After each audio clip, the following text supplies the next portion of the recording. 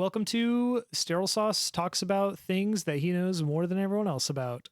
On today's episode, we're going to be de-influencing EDH. Real quick, I want to get out of the way that this is by no means me trying to put anyone down or get onto anybody. This is just an observation of a situation that I've seen happening in EDH and just Magic as a whole for a while now. So I'll get into it a little bit more, but just making it known that this is not a jab at anybody at all. The number one problem that I've been seeing in Magic lately is the proliferation of people insisting that they know whether or not a card is good or bad objectively. And the problem with saying that card is bad is so many people use it in context to their own decks. Even before brackets, we had just a general power system that everyone kind of followed and knew what it meant whenever you said, my deck is a 7. People seem to forget that we have bracket systems for a reason. You can play whatever power level of cards you want in those brackets. When people say that card is bad, what they're really saying is that card is bad in my playgroup or at my LGS,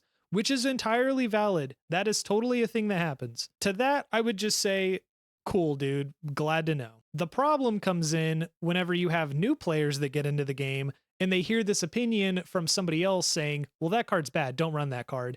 And the new player just has to take their word for it, not realizing that that other person is just entirely incorrect in telling you that. Another huge problem that I see is people who just give unsolicited advice on things that they don't even know about. The Starwinder Enduring Curiosity back and forth is something that has plagued me specifically for a while now, because I made a video on my TikTok about Starwinder and I was like, this card's insane. I wish more people played it. And boy, did I get a flood of people telling me that Enduring Curiosity is better with zero context as to what deck they were going in, what power level they were going in, what format. I'm pretty sure a lot of people thought I was talking about standard. And it's that lack of asking questions and being informed that is causing people to just throw opinions around, and then other unknowing people receive those opinions and it just warped their decks to be these unplayable piles. And this problem has proliferated from a single source that I deem the money problem in Magic. To lay out the system in which these opinions form, we're going to take a look at the life cycle of opinions within the Magic space. You start out with angry Magic player who wants his opinion to be heard, saying that card's bad. That opinion inevitably came from some Magic YouTuber who probably doesn't already know what they're talking about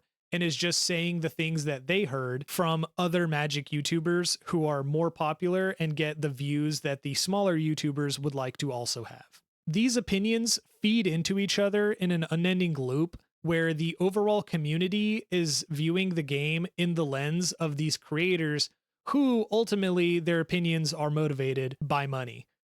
It always comes down to money. You can be as passionate about the game as you want. That's not going to put money in your pockets. Views will put money in your pockets. Complaining and being contrarian to the general opinions of the audience that you hold will get you those views. Saying things like, this is why I don't play Sol Ring anymore, or Doubling Season is actually a bad card and you should never play it, will get plenty of views. The damage that this process is doing to the development of new Magic players is ultimately going to kill the game if something does not change. You'll have new players who want to play casually who are told that you just straight up cannot play casual, that it does not exist, by people who say that things like Doubling Season are bad, or that you can't play Starwinder even if they don't know what deck you're actually putting it in. One of the worst contributors to this that I've seen are Magic content creators offering deck assistance on streams where you give them money and then they give you their half-cocked advice on what cards to put in your decks. This doesn't apply to all content creators because there are people who genuinely know so much about what they're talking about and have been playing Magic for years and years and years. But the problem is you don't know how to discern the people who know what they're talking about versus the people who just are loud enough that they are heard because there's no kind of resume process involved. Sterile Sauce, I don't know what to do about any of this. This sounds like just a big problem that I can't fix because this is a problem with the system. Worry you not, young Magic player, because I have a foolproof system that is just 3 simple steps to help you have a better experience playing Magic as a whole. Step number 1,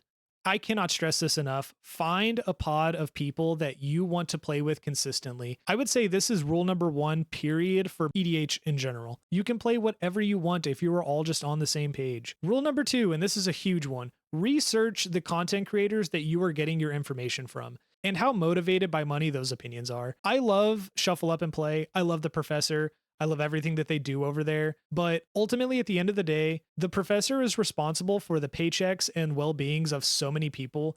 He has to do what keeps the channel afloat, what keeps money coming in, what keeps views coming in. Having just a cool, chill guy opinion about everything is not going to get you there. The professor himself has said this in the past, by the way. I'm not putting words in his mouth. Number 3, like I talked about earlier, this one is huge, but if you want deck building advice, if it's not from a friend that you trust and know has been playing for a long time, make sure that the person you are asking knows what they're talking about. I've been playing Magic for about 8 years now, and trust me, it's taken up until like the last 2 to really understand deck building at the level that I do. A caveat with that is don't just assume that someone is good at deck building because they've been playing for a long time.